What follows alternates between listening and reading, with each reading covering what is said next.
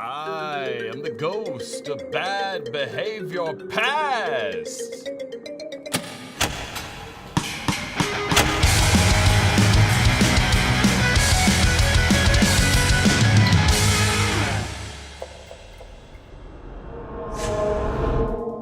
Today, I wanted to spend a minute talking about shadow banning or ghosting here on YouTube. It's a subject a lot of creators have been talking about, and a lot of them have started making backup accounts at sites like VidMe and other sites. I think VidMe is the best platform right now outside of YouTube. If you guys know of a better one, please leave your opinion in the comment.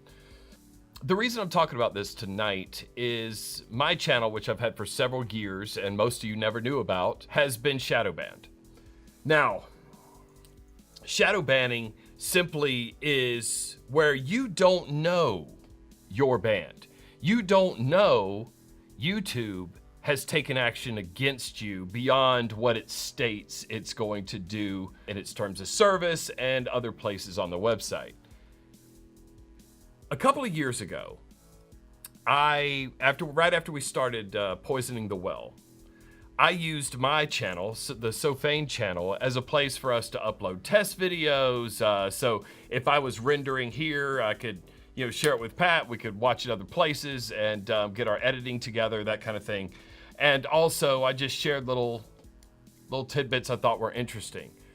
Well, this shadow ban actually, I believe, started a couple years ago, but just didn't take place until more recently.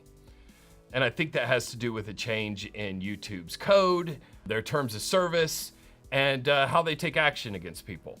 Shadow banning is very passive aggressive. It's a way that YouTube can take your content out of the mainstream without hurting your feelings or you even knowing about it. It's actually way more dangerous than you think. So earlier this week, I posted a video about James Damore and Stefan Molyneux, and at the time, I knew I had a notification that had been there for a while saying that my channel was unmonetizable. It didn't matter how many views I got or how many subscribers I got. Unmonetizable, it had been taken away from me. But when I posted the video, I noticed something a little strange.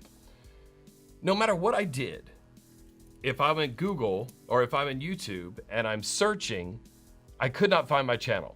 You can search for So Fain. You find lots of videos from Poison the Well and from other people talking about me or talking about us, but page after page, you can go back and back and back, never find the So Fain channel, even though the So Fain channel is optimized for my name. The channel name is So Fain. The description has So Fain. The videos say So Fain in them.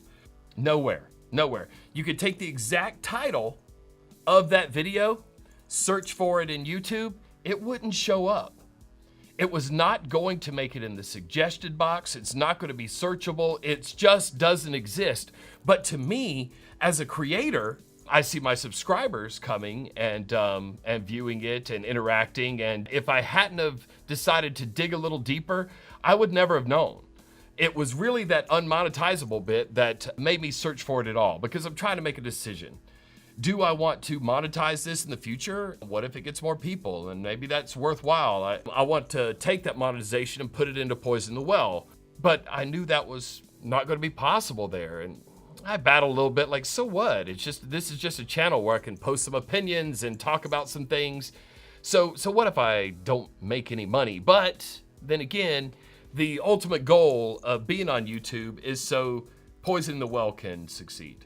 I care about that channel, and we spend a lot of money on it. Actually, Pat and I were kind of totaling up expenses this week, and we're flabbergasted at how much money we had spent on the channel. So helping to monetize Poison the Well is certainly worth it to me, and so if there's a few shekels that could be squeezed out of my rants, then why the hell not? The thing is, I didn't want to go ahead and commit to a channel that could never be monetized because, well, there's not a point. But when I started doing these searches and started really trying to find my content the way a normal user would, not having a direct link, and it couldn't be done.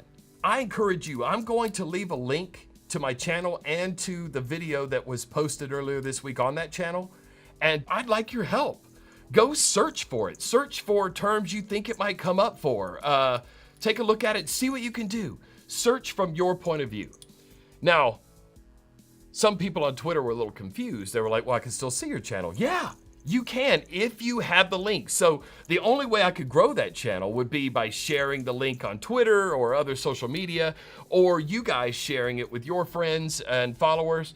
And maybe I could get some growth out like that, but never with any help from Google. Since it's been a few days, I can now look at the analytics. And in the analytics that you creators will know, they have a percentage of where your views are coming from, subscribers or non-subscribers. And this is a metric I never thought was very important until the last few months. And what that tells you is the higher the percentage of non-subscribers, it means you're being exposed through the suggested box or through other means on YouTube, through the search and those kind of things, to new viewers to your content. So Poison the Well has always suffered from having that be very low, very low. Most of our views come from our subscribers. So that leads to you not being able to grow very quickly, and it causes some trouble for your channel. So when I went back and looked at the stats from my personal channel, I noticed there was still a percentage of people who were not subscribers who watched the video. But then when I went and looked at the sources and started comparing the numbers, those people came almost exclusively from Twitter. And then I guess a couple from Facebook where somebody had shared it on there. Thank you, whoever you are. And that was it. Nothing from Google. Not from search, not from the suggested box, nothing. Not even one. That seemed a little weird. So what the danger is with an established channel, if you built up a subscribership, you could end up in a box where growth is just not possible for you. YouTube's not going to help. And as valuable as shout outs are and collaborations, I'm talking to you, white YouTuber, as valuable as those things are, they can't get you the kind of exposure that you really need. You end up in a small pocket where you and your friends and those friends can share, but the growth is very slow, and it can be a very frustrating grind for whoever is trying to grow their channel, get their content out there, and expose it to new people. YouTube is a crucial element, and any creator with over 10,000 subscribers can tell you that. Having those views coming from the search and the suggested box and the browse features, man, is crucial on YouTube. And it's also crucial for those other supporters in your orbit that you want to help out. Today, Battening. Go check out Battening, by the way. His channel is great. We don't shout out a whole lot of channels, but he puts a lot of work into his animation and a lot of thought into his content, and that kind of thing we think should certainly be rewarded. And even though I have a very small following here, I still wanted to mention it. He gave me the cool t-shirt. I really like it. It's a cool channel. I'm in one of his videos, and I crushed it. Go check him out. I'm hoping everybody here will help go test this shadow banning thing for my old channel. You'll be able to tell the difference between that and this channel because this channel will have this video on it. The old channel will have a video announcing that I'm moving to this channel. I'm pretty certain you will not find that old channel. Now, if you could find a search term it comes up for, I would love to know about it because that would stun me. So, for those of you who have heard larger YouTubers talking about shadow banning and their concerns about this, I hope you understand a little bit better how it works. And now you can see from the results of my channel that it actually happens. Now, one more thing I want to touch on before we get out of here, and that's, how did this happen to me? It's not because of the video I posted last week. It's because of my behavior in 2015. My channel in 2015 had almost 500,000 views, and that was because I took some videos after Joshua Feuerstein got banned from YouTube. He went to Facebook and was saying some crazy shit. So I took some of his Facebook videos and directly uploaded them.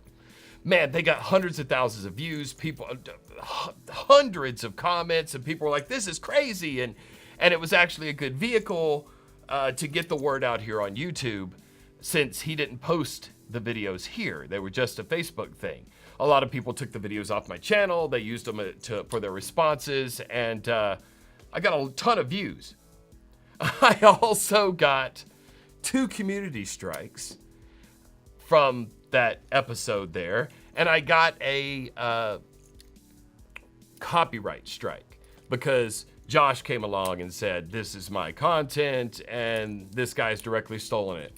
I did. I'm guilty. I'm a bad guy and I broke the rules. That was back when I was starting messing around with YouTube. Poison the Well, barely had 250 subs at the time. It didn't seem like a big deal, and I didn't really understand how copyright worked at the time. I get it now. So that behavior back then, my channel was still searchable after that.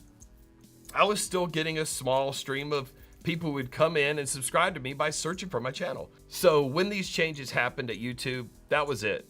That channel's just gone. The content doesn't matter anymore. You can't build on it. It's basically a dead channel. So take from that what you will, but keep in mind, YouTube is shadow banning, and you may not know you're shadow banned.